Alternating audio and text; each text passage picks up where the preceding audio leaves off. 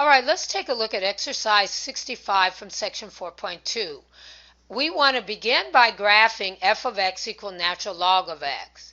And we want to use transformations of this graph to graph g of x equal natural log of the sum x plus 7.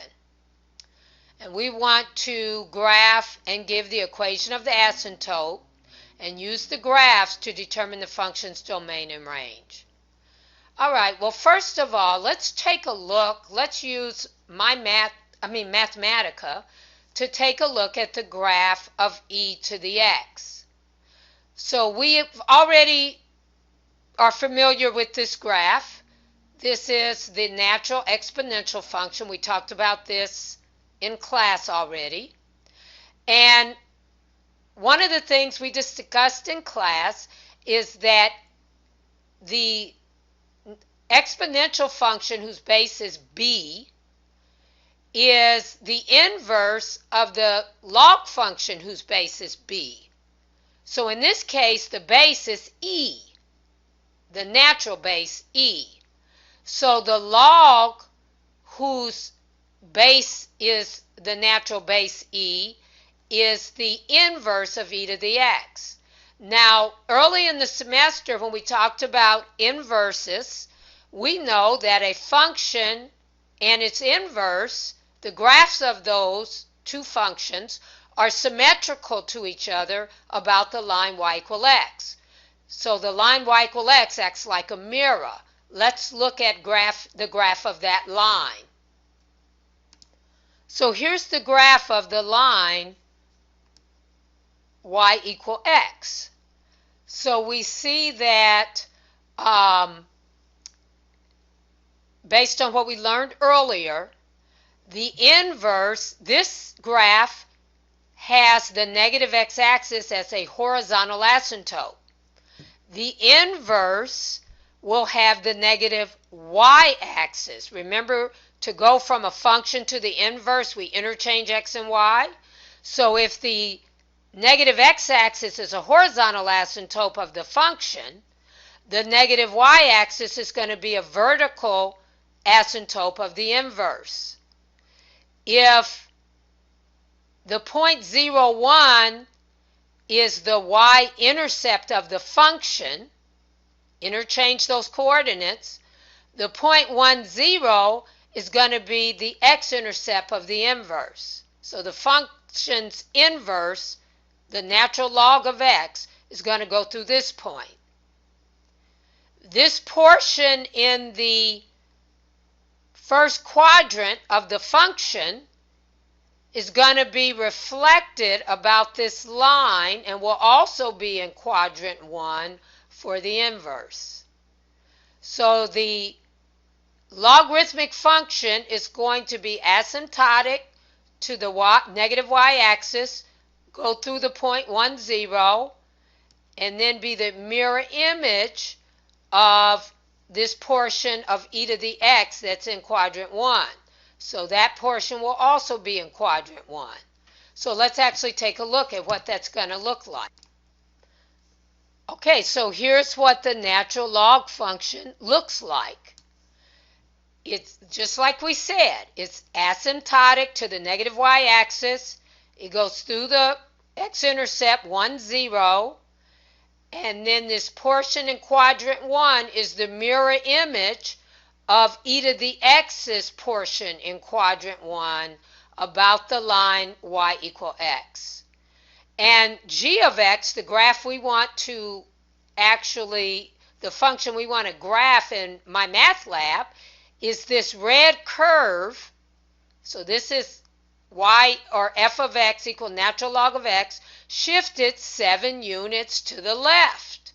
So if I shift this 7 units left, I will have the graph of g of x, which I'm trying to actually graph. So let's put in the asymptote for f of x. Normally, the y-axis would be the asymptote to f of x equals natural log of x. But everything is shifting 7 units left. So this asymptote, instead of being x equal to 0, becomes x equal to 0 minus 7, which is x equal to a negative 7. And if you have problems understanding that this is a shift to the left, the way to think about it that you may find helpful is to think about what's the value of x that makes this parenthesized expression 0. That value is a negative 7. So when I click the logarithmic drawing tool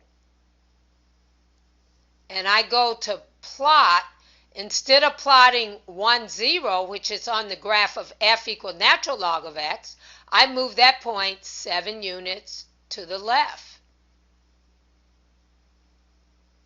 So that point is the point negative 6, 0 on the graph of g. So I move that and I tell my math lab that I have a shift to the left by putting in a negative 7. Remember, that's the x value that's going to make x plus 7 0. And so what that's going to do is shift that 7 units left. And let me take the dashing off of the curve. Okay.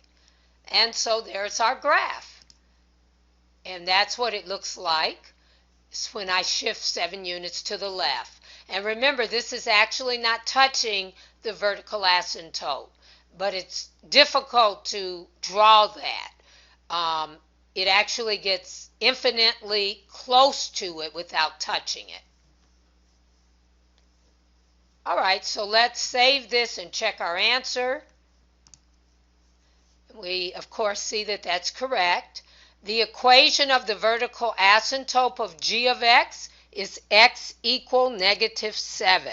So make sure on a written in-class exam, you're typing the entire equation if you were asked a question like this. X equal negative 7, and that you don't just say negative 7. When you give a vertical asymptote, you need to give an equation. Now let's give the domain of g of x. And a log function's input, which in this case is x plus 7, has to be greater than 0. So x plus 7 is greater than 0 if x is greater than negative 7. So the domain consists of all x's that are to the right of negative 7. And notice we don't include negative 7 because the log of 0, whether it's a natural log or any other base log, is undefined. So we don't want x plus 7 to be 0. We want it to be greater than 0. So x has to be greater than negative 7. And we can see from the graph that the range, if we were hand drawing this, we would have arrows on this left end and on this right end, because this graph extends forever. So if I just go down low enough, and if I just extend this right end enough, I will assume every y value. So the range is actually all real numbers. Y will eventually be every real number as long as I extend the graph far enough. And that's how I work this problem.